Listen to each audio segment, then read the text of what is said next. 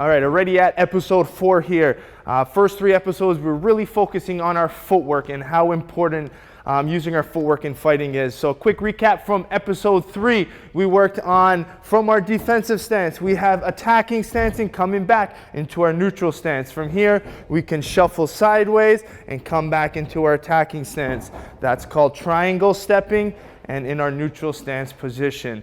It's an important concept in fighting because you want to create angles. You want to create enter, exits, and movements. Fighting is dynamic. Fighting is about movement, ring control. And episodes 4 is going to be about distance control and how to manage that space between you and your opponent. So the basic way to put it with distance control is I like to look at distance and range in 3 different ways or 3 different levels. So Troy's going to be my demonstrator today. So if Troy's standing right here, there's 3 different ranges. I have close range where I want to stay close to my opponent, right? Usually if I'm a shorter fighter and I'm fighting someone tall, I like to use my pressure fighting, get on the inside. If now when we're, and that's called our close range, when we're in both ranges to punch and land, right? That's called mid-range, where we're both in attacking range. You can call it mid-range or attacking range. Then there's long range, which is I'm outside of range. This way, I'm totally outside of Troy's range, which makes me safe. So that's my safe range. You like to try to stay in long range where you're safe, or sometimes close range where you're safe. If you're fighting in mid-range, it's a little bit more dangerous.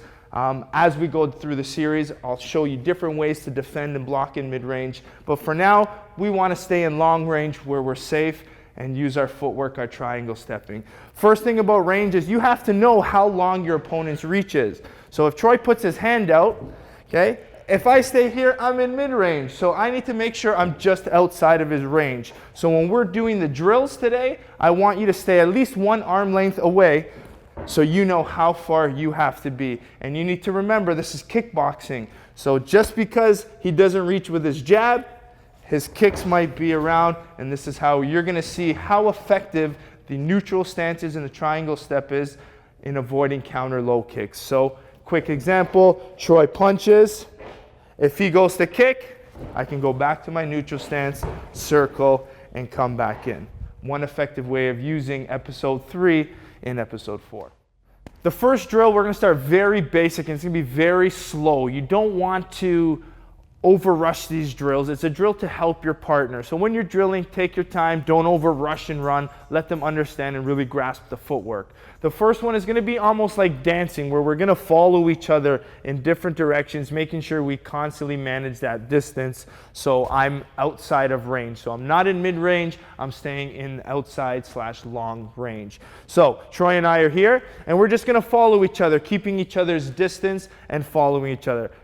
I like to look at it as dancing, so we're going to just follow each other and dance along. Hopefully Troy's wife is not watching and gets mad at me here. So first thing we're going to do, let's manage our distance. The key to this is using our box stepping, where we constantly don't want our feet crossing, and this is where you're going to see episode 1.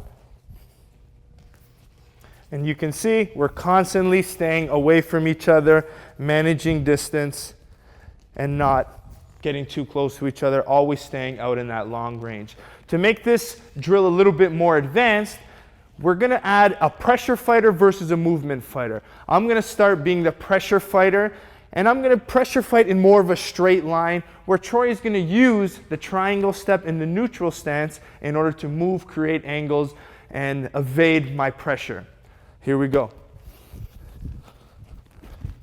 You can see Troy here is keeping distance. As soon as he sees me pressure, he's going to go to his neutral stance, circle out, and move.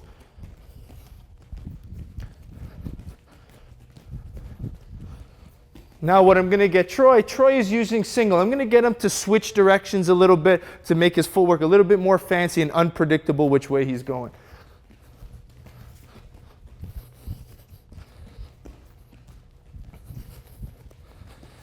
Usually in my class, after a few minutes or even a few seconds, I'll constantly call switch.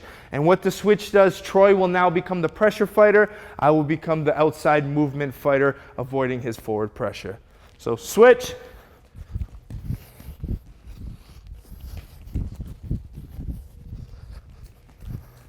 Even if Troy's backing up, I can constantly switch, manage my distance, constantly keep. Troy's pressure fighting me, circle, create my angles. He can come in, I can fake directions and move.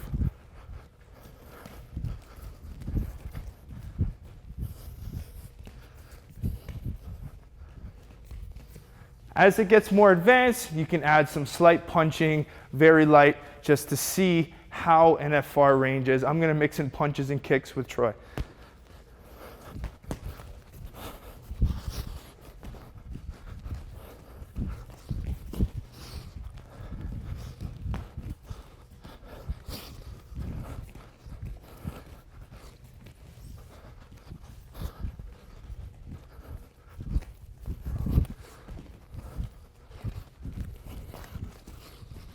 Switch.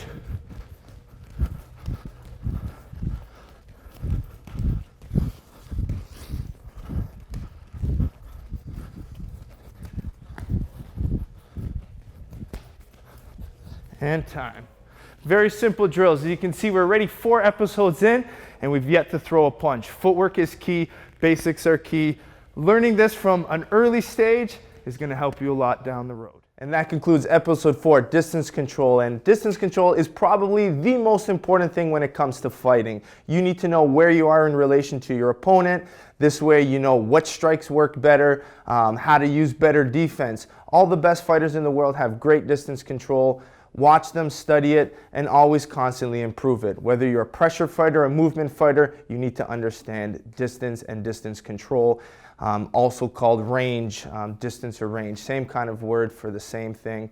Make sure if you like these videos and you keep learning, make sure you like, subscribe, and write all your comments below. If you like something, write it below. If you want to learn something, I'll try to answer it in my question and answer segment. Just keep learning, keep liking, keep spreading the love, and keep growing the sport.